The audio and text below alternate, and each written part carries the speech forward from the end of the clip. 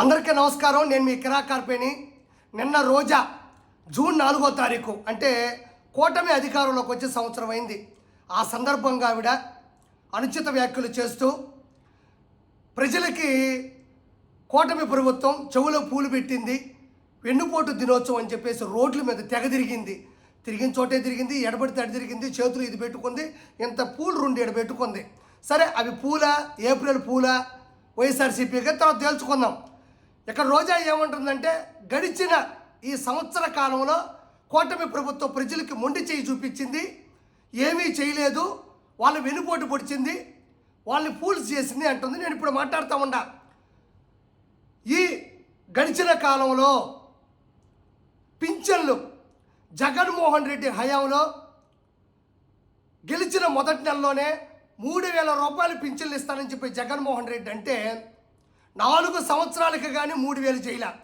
అది జగన్మోహన్ రెడ్డి చేసినటువంటి అతిపెద్ద తప్పిదం, అది అందరికీ తెలుసు. అదే చంద్రబాబు నాయుడు గారు హయాంలో గెలిచిన వెంటనే మొదటి నెలలోనే పాత అమౌంట్ 3,000తో కలిపి 7,000 రూపాయలు 1వ తారీఖు ఇచ్చి ఈ రోజున కూడా 4,000 రూపాయలు నాయకులే జనాల్లోకి వెళ్ళి పింఛన్ డబ్బులు టెన్షన్గా 1వ తారీఖు అందిస్తున్నారు. ఇది ఒక అద్భుతం. తర్వాత అన్నా క్యాంటీన్లు ప్రజలకి 5 రూపాయలతోనే కడుపు నిండా అన్నం పెట్టేటువంటి అన్నా క్యాంటీన్లు జగన్మోహన్ రెడ్డి హయాంలో ఆయన ప్రభుత్వంలో నిలవన కూల్చేసి చంద్రబాబు నాయుడు గారి అక్కసుతో చంద్రబాబు నాయుడు గారికి ఎక్కడ పేరు వచ్చేస్తుందని భయపడిపోయి వాటిని కూల్చివేసి అందులో పశువులు కొట్టాములు గాను గంజాయిలు తాగే వాళ్ళకి అడ్డాగాను అదేవిధంగా అక్కడ చిత్ర విచిత్రమైనటువంటి పనులు చేపించాడు జగన్మోహన్ రెడ్డి. అదే చంద్రబాబు నాయుడు గారు రాగానే 200 పైచీలకు అన్నా క్యాంటీన్ని రీఓపెన్ చేసి 5 రూపాయలకే మంచి భోజనం పెడుతూ మన్ననలు పొందుతూ ఉంది కూటమి ప్రభుత్వం. అదేవిధంగా టిట్కో ఇల్లు గత ప్రభుత్వంలో అంటే 2014-2019 మధ్యలో కొన్ని లక్షల టిట్కో ఇళ్ళని 95% చంద్రబాబు నాయుడు గారు పూర్తి చేసి వెంటనే ఇద్దామనుకున్న సమయంలో ఈ మహానుభావుడు అధికారంలోకి వచ్చిన తర్వాత కొన్ని వేల కోట్ల రూపాయలతో వాటికి వైఎస్ఆర్సీపీ కలర్లు ఇప్పించాడు తప్ప ఏ ఒక్కరిని కూడా పేదవాడిని లోపల పంపివ్వలేదు. ఆ వేల కోట్ల రూపాయల కలర్లో పెట్టిన డబ్బుల్ని ప్రజలకి వాటికి మరమ్మత్తుకు పెట్టుంటే ఈరోజు ప్రజలందరూ కూడా మంచి గూడులో ఉండేవాళ్ళు. అది కూడా పట్టించుకోకుండా కూడా జనాల్ని మోసం చేశాడు. అదేవిధంగా mega DSC notification Jaganmohan Reddy హయాంలో నేను మెగా డిఎస్సి నోటిఫికేషన్ చేస్తాను, టీచర్ల పోస్టులు భర్తీ చేస్తాను, జాబ్ క్యాలెండరు ఓపెన్ చేస్తానన్నాడు. ఏది చేసింది లేదు. చంద్రబాబు నాయుడు గారు ఈ ప్రభుత్వం రాగానే 16,347 టీచర్ పోస్టులు భర్తీ చేసే దిశగా మెగా డిఎస్సి నోటిఫికేషన్ కూడా జారీ చేయడం జరిగింది. ఇది చాలా గొప్ప విషయం. అదేవిధంగా మద్యం సంపూర్ణ మద్యపాన నిషేధం చేస్తున్న జగన్మోహన్ రెడ్డి అని మద్యపాన నిషేధం చెయ్యకపోగా నాసి రకమైన మద్యాన్ని మంచి మంచి బ్రాండ్లన్నీ పక్కన పెట్టి ఎవరైతే ముందాగుతారో వాళ్ళ లెవెల్తో ఆడుకొని ఆడవాళ్ళ పుస్తులు తెంచే దిశగా ముందుకు వెళ్ళాడు. డిజిటల్ ప్రాసెస్ మొత్తం పక్కన పెట్టి మొత్తం డబ్బుల్ని తాడేపల్లి ప్యాలెస్లో పెట్టుకొని లెక్క పెట్టుకున్నాడు. అదే చంద్రబాబు నాయుడు గారు రాగానే మంచి మంచి బ్రాండ్లు పెట్టి నాసిరకం కాకుండా డిజిటల్ ప్రాసెస్తో ముందుకెళ్ళి కొన్ని కోట్ల రూపాయలు కూడా ప్రజలకు ఉపయోగపడే దిశగా వెళ్తున్నాడు. అదేవిధంగా రోడ్లు జగన్మోహన్ రెడ్డి హయాంలో రోడ్లు స్విమ్మింగ్ పూల్ లాగా ఇంత బావుల్లాగా ఉంటే ప్రజలు భయపడిపోతూ ఉంటే ఒక్క తట్ట మట్టి కూడా వాటి మొహాన కొట్టకుండా విపరీతమైన ఇబ్బందులు పెడితే కూటమి ప్రభుత్వం రాగానే ఈరోజు రోడ్లు ఎంత అద్భుతంగా ఉన్నాయి, వాళ్ళు లక్ష్యాన్ని ఎంత త్వరగా సాధిస్తున్నారు వెళ్తున్నారు అనేది నేను ప్రత్యేకంగా చెప్పనక్కర్లేదు. ఈరోజు అద్భుతమైనటువంటి రోడ్లు హైవే లాగా ఉన్నాయి. పల్లెటూరులో కూడా ప్రతి ఒక్కరూ కూడా హర్షిస్తూ ఉన్నారు. ఇది చాలా గొప్ప విషయం. అదేవిధంగా పాత పిల్లల యొక్క స్కాలర్షిప్లు అలానే ఆగిపోయింది. 1,000 కోట్ల రూపాయలు నారా లోకేష్ గారు విద్యాశాఖ మంత్రి నారా లోకేష్ గారు వెంటనే హయాంలోకి రాగానే ఫీజు రీయింబర్స్మెంట్ చేశాడు. అందరి కళ్ళలో ఆనందం చూశాడు. వాటి గతిని కూడా అధోపాతాళానికి తీసుకెళ్ళింది జగన్మోహన్ రెడ్డి. అదేవిధంగా ఈరోజు ఆలోచిస్తే ఆవిడ అంటుంది రోజా ఆర్కే రోజా రోడ్ల మీద పట్టుకొని తిరుగుతూ ఉన్నది. ఏంటంటే ప్రజల్ని వెన్నుపోటు పొడిచాడు. నేను ఈరోజు చెప్తా ఉన్నా, సూపర్ 6 అమలు కాబోతుంది. సూపర్ 6 అమలు కాబోతా ఉంది. అన్నా క్యాంటీన్లు, టిట్కో ఇల్లు, పింఛన్లు, మెగా డిఎస్సీ అయితే ముందుకెళ్తుందో ఆగస్టు 15వ తారీఖు ఫ్రీ బస్సు కూడా అమలు కాబోతా ఉంది. అందరూ కూడా మహిళలు ఫ్రీ బస్సు ఎక్కి సదుపాయాన్ని కుదుర్చుకోవచ్చు. అదేవిధంగా రైతు భరోసా, అన్నదాత సుఖీభవ ఈ రెండు కూడా ఈ మంత్లో కూడా నెక్స్ట్ మంత్లోపు కూడా వాటిని కూడా సమర్థవంతంగా ఇస్తామని చంద్రబాబు నాయుడు గారు కూడా మహానాడులో కూడా చెప్పడం జరిగింది. అదేవిధంగా మిగతా 3 కూడా అత్యంత సమీప దూరంలోనే అమలు కాబోతున్నాయి. ప్రజలారా, నేను మిమ్మల్ని కోరుకునేది ఒక్కటే, ఏదైతే జగన్మోహన్ రెడ్డి మనకు ఊరికి వెళ్తాం, అక్కడికి వెళ్ళిన తర్వాత ఏం మావా నెల్లూరుకు వచ్చామంటాడు. ఏ లేదు మావా, ఎక్కడుండాలో అర్థం, అదే ఎక్కడో ఉండడం ఎందుకురా, మా ఇల్లు ఉంది, నేను ఇంతకుముందు ఆ ఇంట్లోనే ఉన్నాను, నీకు తాళం ఇస్తాను, అక్కడే ఉండు, సర్వ సదుపాయాలు నేను తాళం ఇచ్చేసి ఆ పిల్లోడు పోయినాడు. తర్వాత ఆ ఇంట్లో పోతే స్టవ్ లేదు, గ్యాస్ లేదు, లైట్లు లేవు, టీవీ పగిలిపోయి ఉంది, ఫాల్ సీలింగ్ లేదు, బెడ్ లేదు, ఇంత కింద ఫ్లోర్ కూడా క్లీన్గా లేదు. అంటే ఏదైతే అతను చెప్పి లోపలికి ఇల్లు చూస్తే ఎంత దారుణంగా ఉండి మనం షాక్ అయినామో, జగన్మోహన్ రెడ్డి ఏదైతే ప్రభుత్వపు లెక్కలు మనకు చెప్పి వెళ్ళాడో ఎన్ని అబద్ధపు లెక్కలు, 14 లక్షల కోట్ల రూపాయల్ని లూటీ చేసి అప్పులు చేసి ఆంధ్రప్రదేశ్ని అధఃపాతానికి తొక్కేసి వెళ్ళిపోయాడు. ఈరోజు అదే చంద్రబాబు నాయుడు గారు అవాక్కైపోయాడు.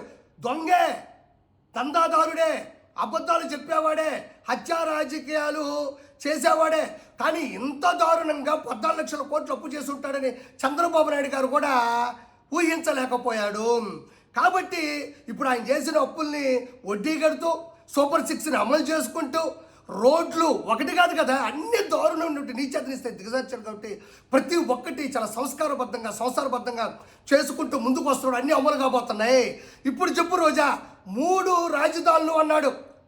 పవన్ కళ్యాణ్ గారు 3 పిల్లల మీద పెట్టిన శ్రద్ధ 3 రాజధానుల మీద ఏ రోజున జగన్మోహన్ రెడ్డి పెట్టాడా? 3 రాజధానులు ఈ ప్రపంచ చరిత్రలో ఏ నాయకుడైనా ఏ సీఎం అయినా అమలు చేస్తాడో మాట ఇచ్చాడా? అది చెప్పి ఒక ఇటుక పేర్చింది లేదు, పరిపాలన అందించింది లేదు. అది కాక కిన్నలు చేయడం, జోక్ చేయడం, రాజధాని ఏమన్నా కూడి పెడతాదా? అవునులే, గ్రావిలు, ఇసుక, వైన్స్, మైన్స్, ఎర్రచందనం ఇవి కదా మనకు అన్నం పెట్టేది, కూడి పెట్టేది. రాజధాని ఎందుకు కూడి పెడతాది? దీంతో పాటు ల్యాండ్ టైటిలింగ్ యాక్ట్ అని పెట్టాడు. అన్నం ఈ ఫోటో వేసుకున్నాడు పాస్బుక్ల మీద. జనాలు ఏం చేశారు? ఏమన్నా మా తాత పొలమో, మా ముత్తాత పొలమో, నా కొడుకు కొనిచ్చిన పొలమో, మా కష్టార్జితమో మా ఫోటోలు ఉండాలా, లేకపోతే ప్రభుత్వపు స్టాంప్ ఉండాలా, నీ ఫోటో ఏందయ్యా మా పాస్బుక్ల మీద వేసేది అని చెప్పి తిప్పి కొట్టడం కూడా జరిగింది. ఆ తర్వాత గంజాయిలకి అడ్డగా మార్చాడు. ఎప్పుడో దేశంలో ఎక్కడో గంజాయి ఉండేది, అది రాష్ట్రాలకు వచ్చింది, తర్వాత జిల్లాలకు వచ్చింది, మారుమూల పల్లె గ్రామాలకు కూడా గంజాయిని తీసుకొచ్చేటువంటి అద్భుతమైన వ్యక్తి ఎవరైనా ఉన్నా అంటే మీ జగన్మోహన్ రెడ్డి. ఒకటి కాదు కదా, ప్రతి ఒక్కదాన్ని కూడా ప్రజలకు సౌలభ్యంగా అందించినటువంటి వ్యక్తి ఎవరున్నారు? జగన్మోహన్ రెడ్డి ఉన్నాడు. ఇది ఇంకా చెప్పక్కర్లేదు.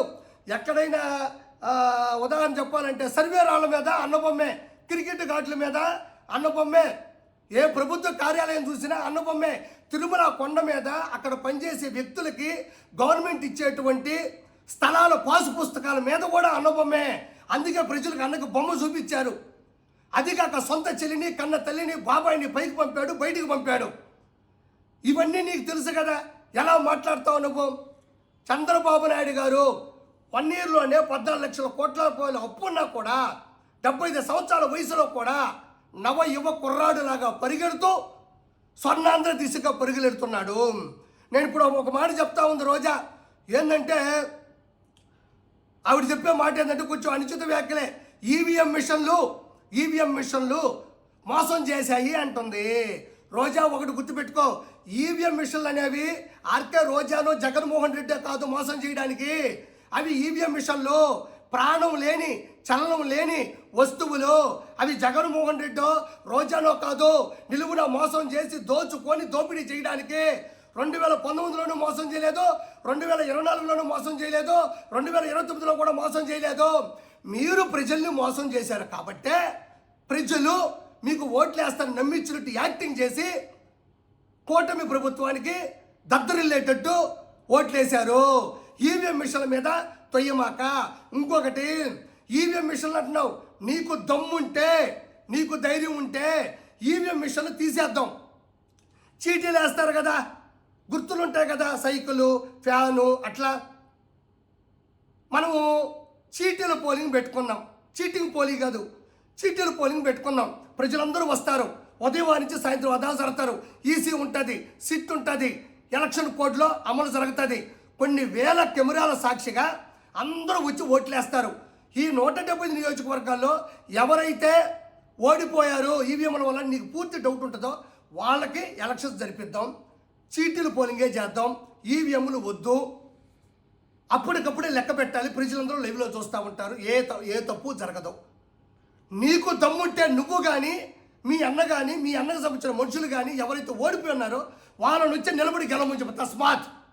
నేను ఇక్కడి నుంచి వీడియోలు చేయడం మానేస్తా. నువ్వు ఎవరి మీద పోటీ చేయాలి, ఏ నియోజకవర్గంలో చేయాలి, ఎవరు ఓడిపోయినారో వాళ్ళ మీదే చేద్దాం పోలింగ్. గెలిచే దమ్ము నీకుందా? ఒకడు గుర్తుపెట్టుకో, నువ్వు ప్రజలకి పూలు పెట్టాయని చెప్పి నువ్వు పూలు పెడుతూ చెప్పాల్సిన అవసరం లేదు. వైఎస్ఆర్సీపీ ప్రభుత్వం హయాంలో ప్రజలకి పూలు కాదు మీరు పెట్టింది, పూల కుండీలు పెట్టారు. ఎంతెంత పూల కుండీలు, ఈ ఎత్తుండే పూల కుండీలు ఏడ పెట్టారు. ప్రజలకు పూలు కాదు మీరు పెట్టింది, ఏప్రిల్ పూలు చేశారు మీరు. మన అన్న ఏమంత గొప్పవాడేం కాదు, మన అన్న దొంగ, హత్యా రాజకీయాలను ముందుకు తీసినటువంటి వ్యక్తి.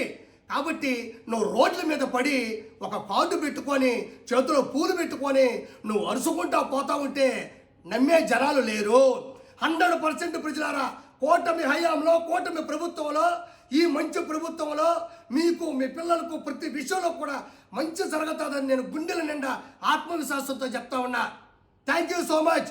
జై సిబిఎన్, జై నారా లోకేష్.